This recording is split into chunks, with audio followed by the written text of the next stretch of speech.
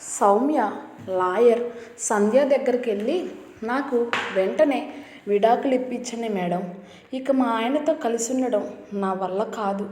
ఎప్పుడు చూడు నన్ను టార్చర్ పెడుతూ ఉంటాడు. ఇక ఆ టార్చర్ భరించడం నా వల్ల కాదు. కాస్త వివరంగా చెప్పు అన్నది లాయర్.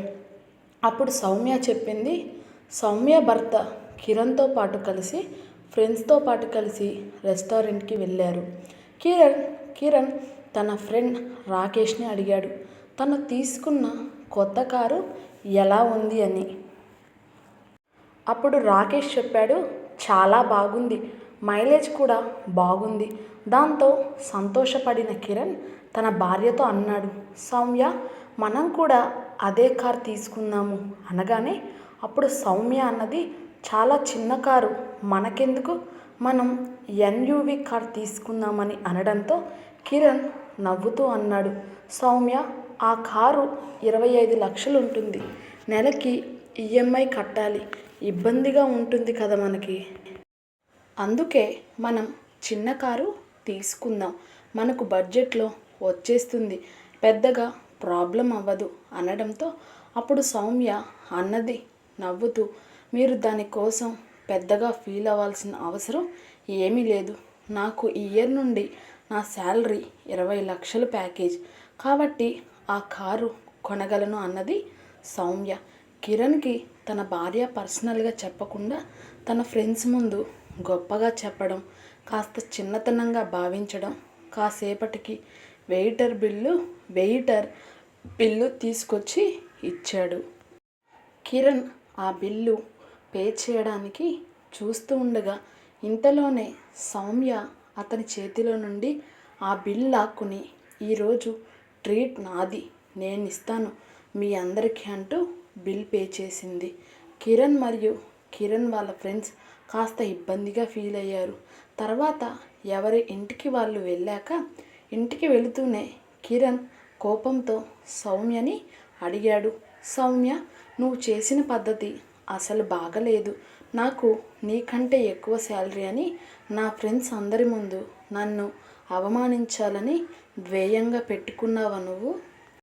మా ఫ్రెండ్స్ ముందు ఎందుకంతలా నువ్వు నన్ను అవమానిస్తున్నావని అన్నాడు కోపంతో. దాంతో సౌమ్య అన్నది, అందులో అవమానించడం ఏంటి, నువ్వు అలా ఫీల్ అవుతున్నావు, నీకు ఇన్సెక్యూరిటీగా అనిపిస్తుంది, నీకంటే నాకు శాలరీ ఎక్కువగా వస్తుందని నువ్వు ఫీల్ అవుతున్నావు, అందుకే ఇలా ప్రవర్తిస్తున్నావు. నీకంత ప్రాబ్లంగా ఉంటే నాకంటే ఎక్కువ డబ్బు సంపాదించి చూపించు అంటూ కోపంగా రూమ్లోకి వెళ్ళిపోయింది.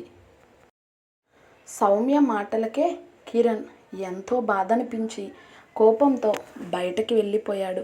ఇలా సౌమ్య తన భర్త గురించి ఆ లాయర్కి చెప్తూ ఉంది, మేడం ఇది ఒక్కటే కాదు, ఇంకా ఎన్నో రకాలుగా నన్ను టార్చర్ పెడుతూ ఉంటాడంటూ మళ్ళీ చెప్పడం మొదలుపెట్టింది.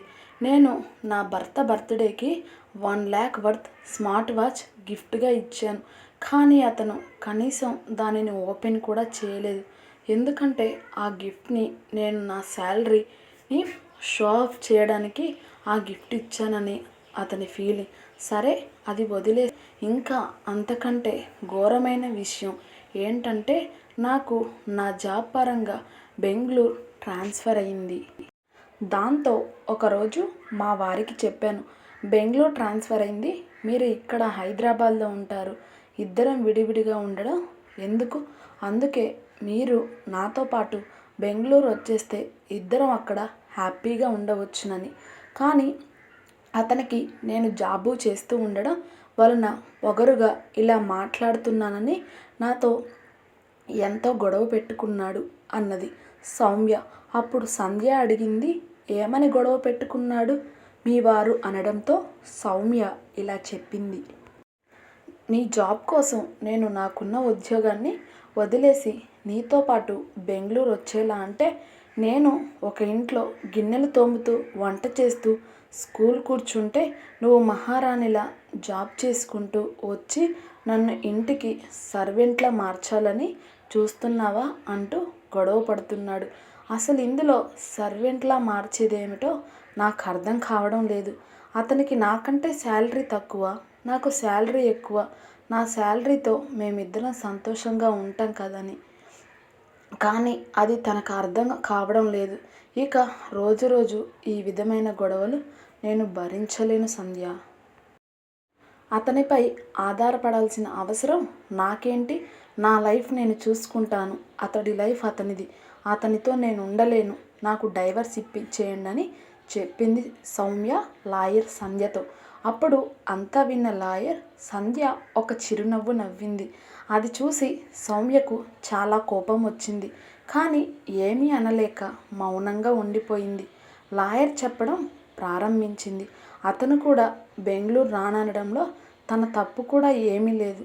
నీకు నీ జాబ్ ఎంత ఇంపార్టెంటో అతని కెరియర్ అతనికి కూడా అంతే ముఖ్యం కదా. శాలరీ ఎక్కువ తక్కువ అన్నది ఇంపార్టెంట్ కాదు అని అన్నది సంధ్య లాయర్. అతను ఇక్కడ జాబ్ వదులుకొని నీతో పాటు బెంగళూరు వచ్చేస్తే అక్కడ అతనికి ఏ జాబ్ ఉండదు, తన కెరియర్ స్పాయిల్ అయిపోతుంది అన్న ఫీలింగ్ అతడిది. అందుకే అలా మాట్లాడి ఉంటాడు. దానికి నువ్వు విడాకులు అంటే ఎలా అన్నది లాయర్. దాంతో సౌమ్యకు చాలా కోపం వచ్చింది. కోపంతో అలా అన్నది. ఇటువంటి మాటలు చెప్పడానికి నేను చెప్తాను నీతి సూత్రాలు, కానీ అనుభవించే వారికే తెలుస్తుంది ఆ ఇబ్బంది ఏంటో అని అనడంతో ఆ లాయర్ ఒక క్షణం మౌనంగా ఉండిపోయింది. తర్వాత ఇలా చెప్పింది. సరే, నేను చెప్పేటివన్నీ పాటించడానికి పనికిరావు అని అంటున్నావు కాబట్టి నీకు చెబుతాను. ఎవరిదో కాదు, నా లైఫ్ గురించి చెప్తాను అని ఆ లాయర్ ఇలా చెప్పింది. నాకు చదవాలని కళ, ఆశ. అందుకు మా వారు నన్ను చదివించడానికి ఒప్పుకున్నారు. కానీ మా అత్తగారు ఒకరోజు మా వారితో గొడవ పెట్టుకుంది. నీకు ఒక మెకానిక్ షెడ్ని ఇంకాస్త పెద్దదిగా చేసుకోవచ్చు కదా. అయినా నీ భార్య ఇప్పుడు చదివి ఏం వెలగబెడుతుంది? ఆ డబ్బులన్నీ నీ భార్య చదువు కోసం ఎందుకు ఖర్చు పెడుతున్నావు అనడంతో మా వారు అందుకు ఒప్పుకోలేదు. అమ్మ, అలా ఎందుకు అంటున్నావు? తను చదువుకుంటానని ఒక చిన్న కోరికే కదా, అది తీర్చడంలో ఏమంత పెద్ద ప్రాబ్లం? ఇక డబ్బులు అంటావా? నేను నా మెకానిక్ షెడ్ని ఇప్పుడు కాకపోయినా ఫ్యూచర్లో అయినా కానీ తన చదువు ఇప్పుడు కంప్లీట్ అవ్వని. ఇక నువ్వు ఏం మాట్లాడకని మా అత్తగారు ఒప్పుకోకపోయినా నన్ను ఆయన చదివించారు. నేను పట్టా పొందిన రోజున నాకంటే 1000 రెట్లు మా వారు సంతోషించారు. నేను లాయర్ని, మా వారు మెకానిక్. అతను దాదాపుగా మెకానిక్ పనిచేస్తూ ఉండడంతో అతని బట్టలన్నీ గ్రీజ్ ఆయిల్ మరకలతో నిండి ఉంటాయి. అయినా కూడా నేను ఆ రోజున ఆ పట్టా తీసుకుని మా వారిని కలిసినప్పుడు అతని కళ్ళల్లో ఎంతో సంతోషం కలిగింది సౌమ్య. అతను మా ఇద్దరి ఫొటోస్ని అలా పట్టా చేతిలో పట్టుకొని ఉండగా సెల్ఫీ తీసి తన వాట్సాప్లో, ఫేస్బుక్లో అందరికీ షేర్ చేశాడు. నేను మా ఫ్రెండ్స్ అందరికీ వాట్సాప్, ఫేస్బుక్లలో షేర్ చేశాను. నేను ఎప్పుడూ ఫీల్ అవ్వలేదు నేను అతని కంటే ఎక్కువ సంపాదిస్తున్నాను అన్న ఈగో నాకెప్పుడు రాలేదు. మా వారు నన్ను ఎప్పుడు అలా చూడలేదు. మేమేమీ లేదు కొనాలన్నా ఇద్దరం కూర్చొని మాట్లాడుకొని ఒక డెసిషన్కి వస్తాము. చూడు సౌమ్య, నువ్వు ఎక్కడో నీకు కాస్త అతనికంటే నీకు ఎక్కువ శాలరీ ఉందని, తనకంటే నువ్వు గొప్ప అని చూపించడానికి ప్రయత్నించావని అర్థం. అలా కాకుండా నీ భర్తతో పాటు నువ్వు కూర్చొని బెంగళూరు ట్రాన్స్ఫర్ అయింది, మీకు ఇక్కడ హైదరాబాదులో దీనికి పరిష్కారం ఏమిటి అని ఇద్దరు కలిసి కూర్చొని దానికి గల పరిష్కారాన్ని ఆలోచన చేసి ఉంటే ఇటువంటి గొడవలు, ఈగోలు మధ్యలో రాకుండా ఉండేవి.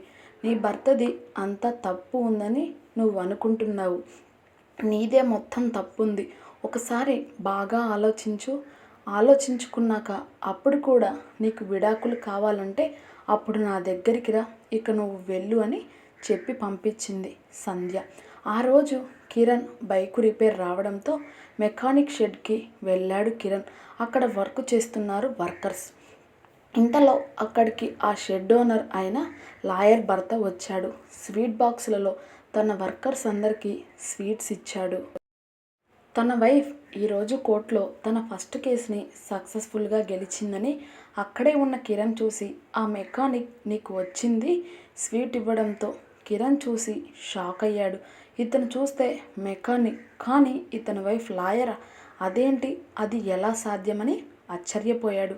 తర్వాత అతని అడిగాడు, మీరు ఏమి అనుకోనంటే నీతో కాస్త మాట్లాడవచ్చునా అన్నాడు కిరణ్.